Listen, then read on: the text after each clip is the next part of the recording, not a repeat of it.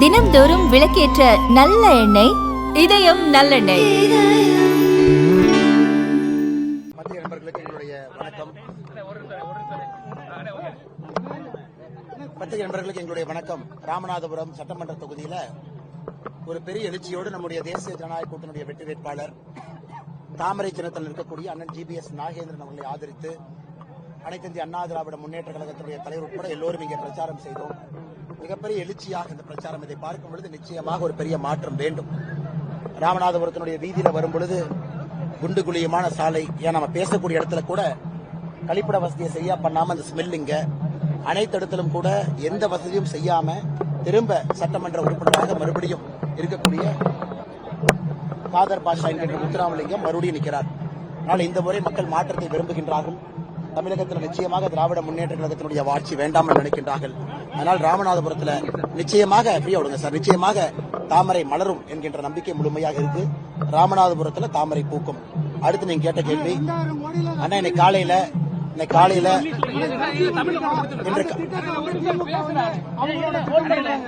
ஐயா, ராமநாதபுரத்தை பொறுத்தவரை தமிழகத்தில் ஜல் ஜீவன் திட்டம், பாரத பிரதமருடைய வீடு வீட்டுக்கு கொடுக்கக்கூடிய பைப்பு மூலமாக குடிநீர் திட்டம் கடைசியா ஒரு மாவட்டம் இருக்குன்னா ராமநாதபுரம். வெறும் 47% தான் நிறைவேற்றிருக்கிறாங்க. நாம் இங்க கூட்டு குடிநீர் திட்டத்திற்காக 1400 கோடி ரூபாய்க்கு மேல கொடுத்திருக்கோம். அதையும் சரியா நிறைவேற்றல. எந்த இடத்திலும் கூட பைப்பு போட்ட இடத்துல தண்ணி வரல. மத்திய அரசுடைய பணங்கள்லாம் ஒரு இடத்துல வீணாகி கொண்டிருக்குதுன்னா ராமநாதபுரம் மாவட்டம். அதுவும் உங்களுக்கு தெரியும், நம்ம ஆட்சிக்கு வந்தவுடன் ராமநாதபுரம் மாவட்டத்தை முன்னேற்ற வேண்டிய மாவட்டம், ஆஸ்பிரேஷனல் டிஸ்ட்ரிக்ட் என்கின்ற ஒரு குறியீடு கொடுத்தோம்.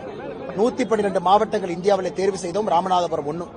அவ்வளவு பணத்தை கொட்டி கொடுத்தும் கூட அடிப்படை கட்டமைப்புகள் எதுவும் இல்லாத ஒரு மாவட்டமாக திராவிட முன்னேற்ற கழகம் மாற்றிருக்கின்றார்கள். அது மட்டும் இல்ல, கஞ்சா பேர்வழி எல்லாமே இங்கிருந்து தான். ஜாஃபர் சாதிக்கிலிருந்து ஆரம்பித்து உள்ளூர் திமுகவுடைய கவுன்சிலர் வரை எல்லோருமே கஞ்சா வழக்கில் ஏதோ ஒரு இடத்துல ஆழ்கடலில் இருந்து தரை வரை கைது செய்யப்பட்டிருக்கின்றார்கள். எப்படி தமிழகத்தை இந்தியாவுடைய கஞ்சா தலைநகரமாக திமுக மாற்றியிருக்கிறோம், தமிழகத்துடைய கஞ்சா தலைநகரமாக உற்பத்தியாகக்கூடிய விற்பனை செய்யக்கூடிய தலைநகரமாக அதே திமுக ராமநாதபுரத்தை மாற்றி இருக்கிறாங்க. இன்னைக்கு அண்ணன் கேட்ட கேள்விக்கு நேரடியாக வந்துடுறேன். ஐயா, காலையில திருச்செந்தூர், முதுகுளத்தூர், ராமநாதபுரம் எங்கேயும் எந்த கருப்பு கொடியும் நான் பார்க்கல.